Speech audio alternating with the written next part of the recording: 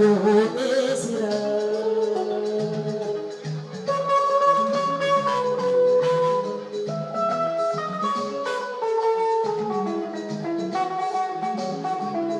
bandiraɓe musidɓe tedduɓe ko weltare tan ha joni eɗen ɗo hande e Douta Seck holko addu men ɗo ko Hiirde Pulaagu kañum addu men ɗo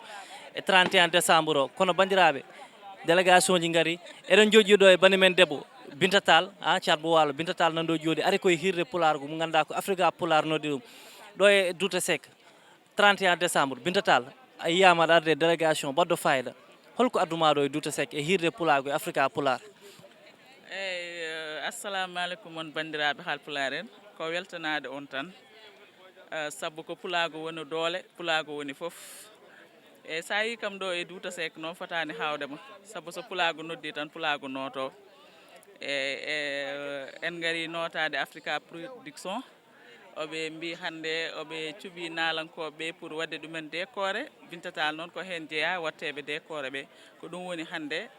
ko ɗum addi ɗo ene Binta Tall.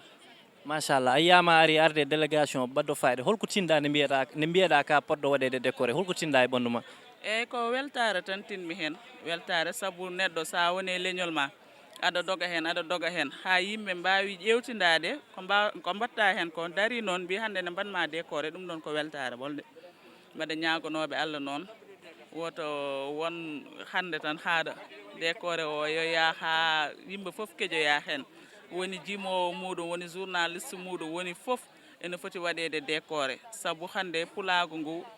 eɗen ñaagui Allah yaara yeeso dal ko ɗum jiɗɗen yo yaaru yeeso Pulaagu yo yaaru yeeso en beltanima kadi bandiraɓe foof saabu hande nde ɓe nani tan Binta Tall ne waɗe décoré goto foof waɗi hen junggo muɗum guila e Adama États-Unis en ene wayno kaw Samba Mbaye gorko mo Paris la France ala ko waɗani hen ɓe jaggui hen da ɓe jaggui hen ha tiiɗi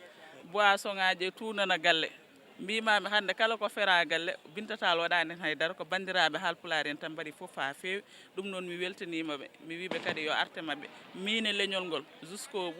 bout buju moon ene wonde e lowguel ɓumguel moon.